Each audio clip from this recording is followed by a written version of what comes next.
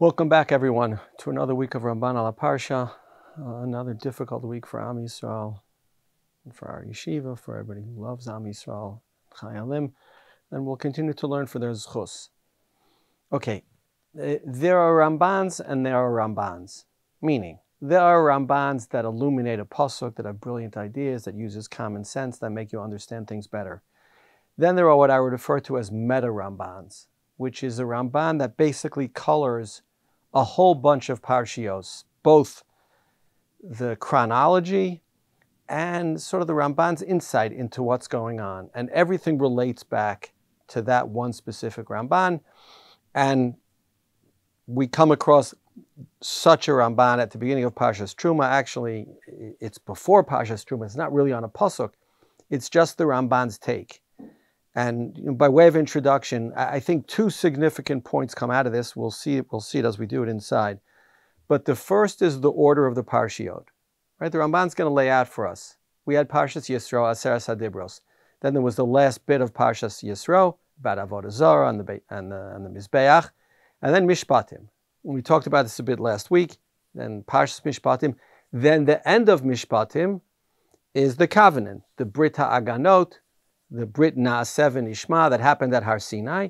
And then Moshe Rabbeinu goes up for 40 days. And then come Parshas Teruma. And the question is, Parshas Teruma obviously is all about how you build the Mishkan and what the Mishkan is. And the Ramban wants to know what's going on in the order of the parshios. That's one issue. The second thing, which is secondary to it, but appears in the Ramban and is something we should be aware of, is what's the purpose of the Mishkan? I'll say it this way. If, as the Ramban's going to tell us, that the Mishkan is unrelated to Chet HaEgel, right? It has nothing to do with the sin. It was always going to be the next thing that HaKadosh Baruch Hu told Moshe Rabbeinu. So what was the purpose of the Mishkan?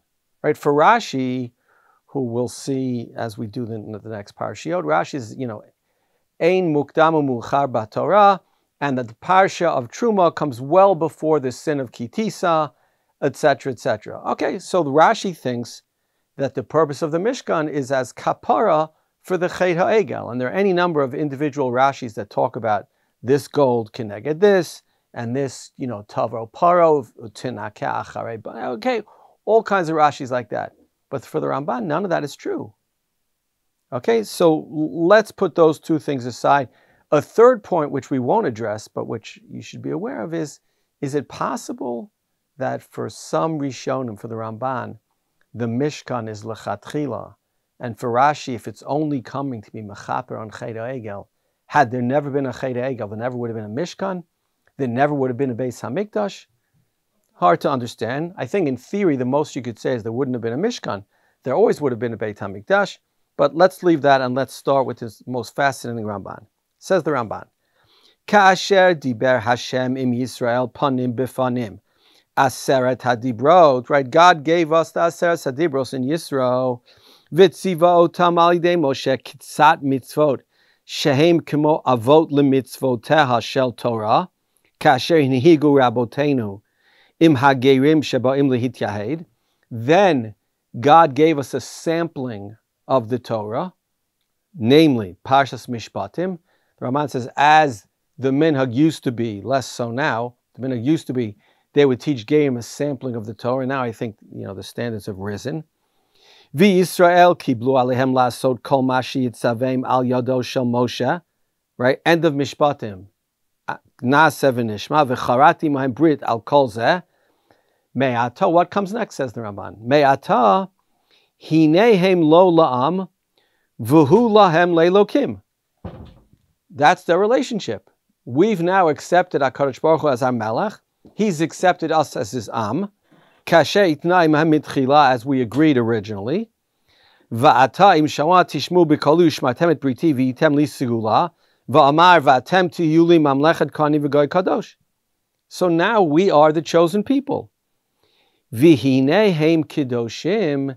Now, as a direct result of us being holy, Re'uyim sheyihyeh bahem mikdash lahashrot shchinato beinehem. The next thing, says the Ramban, the next thing in our relationship, once we've accepted the Torah, the next thing, says the Ramban, is, I'm sorry for this phrase, God moves in with us, or we move in together. HaKadosh Baruch Hu Shechina is now worthy, or we're worthy now of HaKadosh Baruch Hu Shechina being in our midst. V'lachein tzivat tchila al dvar hamishkan sheyihiyeh lo bayit b'tocham mikudash lishmo. Right? At this point, HaKadosh Baruch Hu says, it makes sense for you to build a home for me to live amongst you. Simple as that. Not kapara, not karbanot, not avodah, just we and HaKadosh Baruch Hu living together, us benefiting from the Shechina. Visham, now there is a practical benefit. Visham yidaber im Moshe v'yitzavet b'nei Yisrael. Moshe Rabbeinu needs a place to talk to HaKadosh Baruch Hu. So originally, says the Ramban, the point of the Mishkan was to be a place for God to meet Moshe. V'hinei, ikar hachefetz hu b'mishkan, makom menuchat hashchina, shehi ha'aron. The main part of the Mishkan, says the Ramban, is the Aron, is the makom menuchat hashchina, is the place that the Shechina dwells. Kimosha amar v'noadati lecha sham v'dibarti itcha me'al hakaporet. Al kain, therefore, hikdim ha'aron v'hakaporet bekan, ki hu mukdam b'ma'ala. So obviously the first vessel that Parshas Teruma describes is the Aron, because that's the ikar of the Mishkan. V'samach la'aron hashulchan v'hamnorah shehem kelim kamahu. Right, so they're right next to the Aron, the Mishkan and the Menorah. I'm sorry, the Shulchan and the Menorah. V'yoru al inyan Mishkan sheba'avuram na'aseh. Aval Moshe. So that's the order that we see in Parshas Teruma. Aval Moshe hikdim beParshat Vayakel et HaMishkan et Ha'olov et Michseu. But in Parshas Vayakel, Moshe Rabbeinu changed the order, and he puts the structure before the kelim. V'chein asa B'tzalel. Lefi shehu hara'ui lekadem b'maaseh. Right? L'maisa, the Medrash says, B'tzalel said, yes, it may be the Aron is really important, and maybe the Shulchan is really important, and maybe the Menorah is really important. But first I need a house. I have to decide, is it going to be made of bricks? Is it going to be made of tile? What's it going to look like? How big will the house be? You need something to put the kelim into. So that's the change in the order. But now, perhaps the most important line in the Ramban. V'sod ha-Mishkan, the secret of the Mishkan, hu sheyihiyeh hakavod asher shachan al har Sinai, shochein alav binistar. Says the Ramban, Maimad Har Sinai was this incredible Gilui Shechina, right? Benigla. HaKadosh Baruch Hu appeared to all of Klal Yisrael. We were all Nevi'im at that moment. I'm adding to this, obviously. When we see somebody worship Avodah Zarah, or when we read in Tanakh, Jews worshiping Avodah Zarah, or frankly, and we'll get there soon, when we read about the Chet HaEgel that took place literally at Har Sinai 40 days after Matan Torah, we can't understand it. Why not? We can't understand it because we never felt the urge. And we never felt the urge because we were never at Maimad Har Sinai. But at Maimad Har Sinai, where we physically felt HaKadosh Baruch Hu's presence, it created within Klal Yisrael a desire for that to continue. Right? Because I've never imagined HaKadosh Baruch Hu in a physical way, whatever that would be. So I don't have the Yetzirah, lahavdil elef alfei avdalos, right? I've never used drugs in my life. I'm not showing off. That's just a fact, right? So I don't get up every day having to restrain myself. I'm not addicted. I don't feel it. But from what I understand, if I took cocaine, then I'd have to fight it. Then I'd be addicted. Then I'd know what it's like. I've never experienced HaKadosh Baruch Hu, so I don't have an overwhelming desire to worship Avodah Zarah, to find replacements for HaKadosh Baruch Hu. But at the time, they did. And HaKadosh Baruch Hu, Kiviyachol, understood this was coming. They were all at Har Sinai. They all felt his presence. Of course, they're going to want to continue that experience. Therefore, says HaKadosh Baruch Hu, we need to build a Mishkan, because we need to have a traveling mini Maimad Har Sinai within us. Right? We can't live our lives at Har Sinai, but we could have a Mishkan that moves with us, that's a duplication of, that recreates bin nistar, right? I don't really see the Kodesh HaKodashim, but it recreates bin nistar what I saw at Har Sinai. That's the key of the Mishkan. V'sod HaMishkan, I'll read again, Hu sheyihiyeh hakavod asher shachan al Har Sinai shochen alav bin nistar. Right? It recreates Maimad Har Sinai, but in a secret way, in a hidden way. Ukimoshe nemar sham. Now the Ramban is just going to contrast psukim to show you exactly the same. Just like he says at Maimad Har Sinai, Vayishkon kvod Hashem al Har Sinai, Uksiv hein heranu Hashem Elokeinu et kvodo ve'et gadlo, kein katuv b'mishkan, ukvod Hashem maleh et hamishkan. Right? There's something more parallel between the Mishkan and Har Sinai than just the language. I think the Ramban's hinting at something more Kabbalistic, but for our purposes, you just see the parallel. V'hizkir b'mishkan shnei pa'amim, ukvod Hashem maleh et hamishkan kineged et kvodo ve'et gadlo, v'aya b'mishkan tamid am Yisrael hakavod shenireh lahem b'Har Sinai. We had at the Mishkan, if I wanted to recreate the experience of Maimad Har Sinai, I would go to the Mishkan. And there I would feel God's presence. And there I would feel something akin to what I felt at Maimad Har Sinai. Ubebo Moshe haya elav hadibur shenidaber lo b'Har Sinai. When Moshe came, God spoke to him exactly as he did at Har Sinai. Ukimoshe nemar b'matan Torah. Min hashamayim yishme'achot kolecha et kolcha liyasireka v'alaretz herachat isha agdola. Kach b'mishkan ksiv vayishma takol midaber elav me'ala kapart mibein shnei akruvim vayidaber elav. The Ramban's going to explain that the kruvim look like the fire at the top of Har Sinai. It's exactly a recreation of Maimad Har Sinai. V'nichpal vayidaber elav lahagid ma she'amro b'Kabbalah shaya hakol ba min hashamayim el Moshe. Right, God's voice kiviyachol would come from the heavens, me'al hakaporet, and then it would come down to the kaporet between the two kruvim, umisham medaber imo. Ki al dibur im Moshe hayamin hashamayim bayom. God spoke to Moshe during the day. V'nishma mi bein shnei akruvim kiderech udvarav shamata mitoch ha'esh. Va'al kein hayu shnehem zahav, etc., etc. Says the Ramban, those are the parallels. So just to sort of get the two main points, and then maybe see something else. The first thing is, says the Ramban, the chronology of the Torah is exactly as presented in Chumash. First, Aseres HaDibros, then Mishpatim, then the covenant made on the two of them. After that, says the Ramban, what's next? Well, having experienced Maimad Har Sinai and having experienced the covenant, I need to take that with me. Not in theory, but in practice. So says the Ramban, and I imagine that the Ramban thinks, although I could be wrong about this, when Moshe Rabbeinu went up to Har Sinai on the 7th day of Sivan, God sat him down and told him about the Mishkan. And told him, when you go down, you're going to tell Bnei Yisrael about the Mishkan.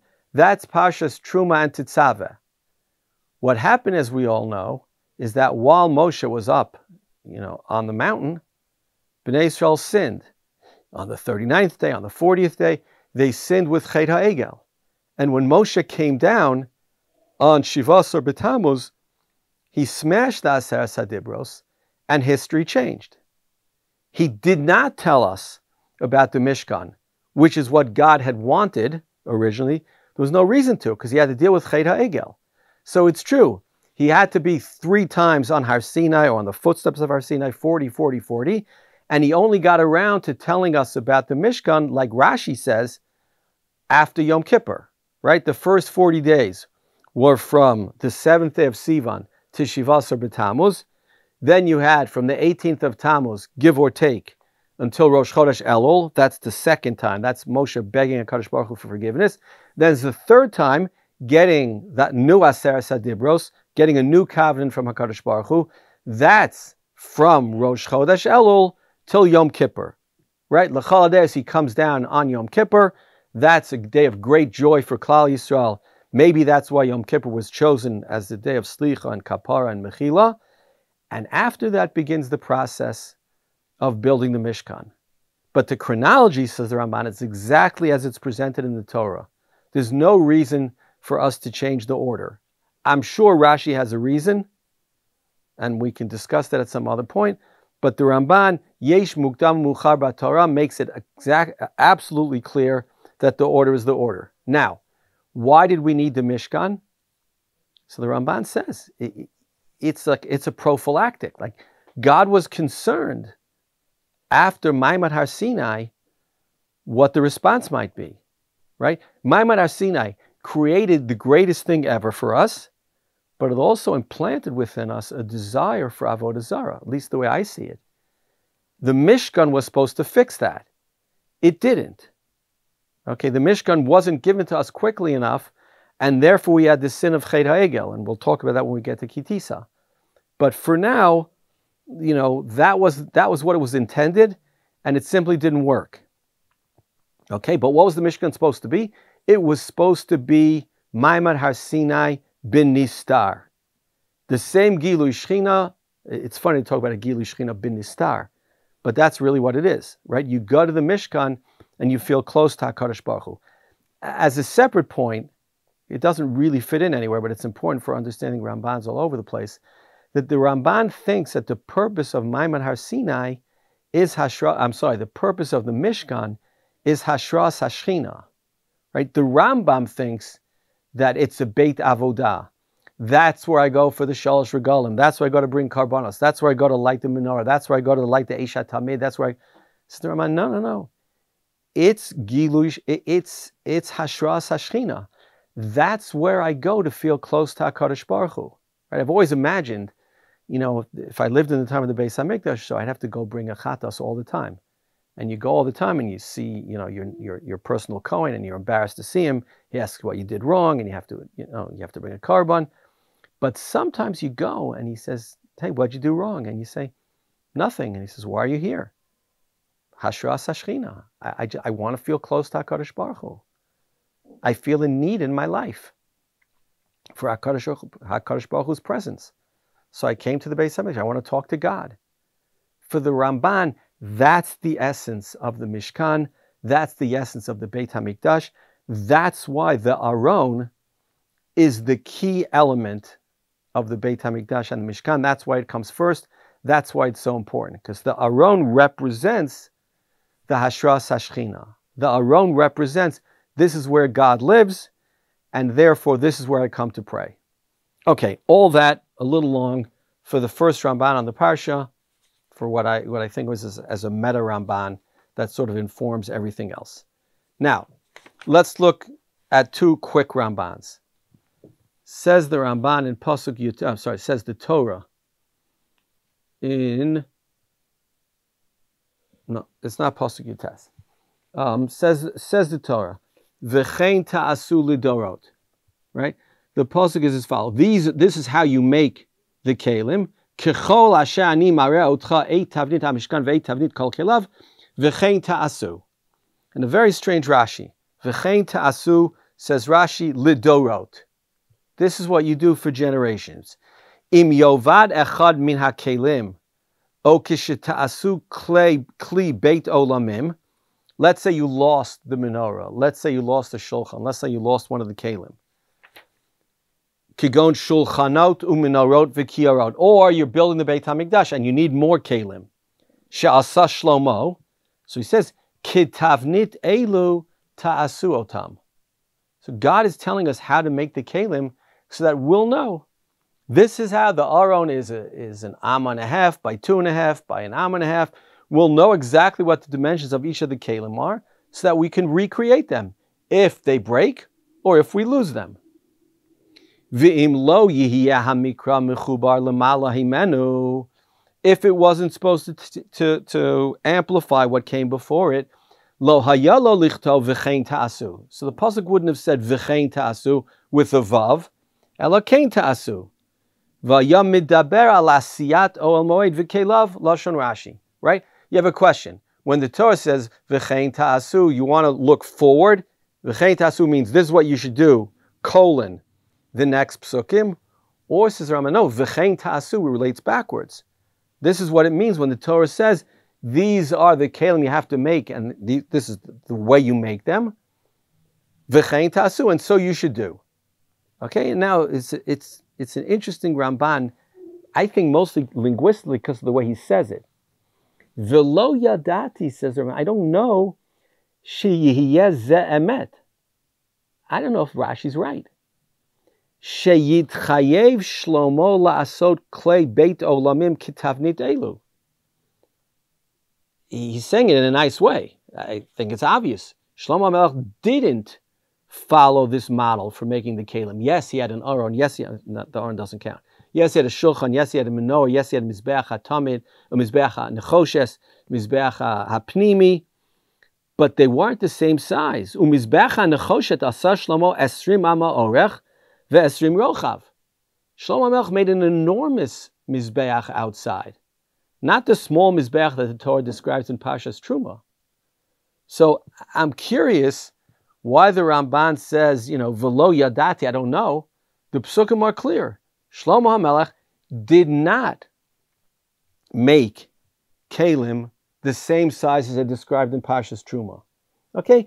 He quotes in Ibn Ezra who says, well, it could be that in Parshas Teruma they're describing, sort of fixed entities, not kelim, but things attached to the earth, to the ground.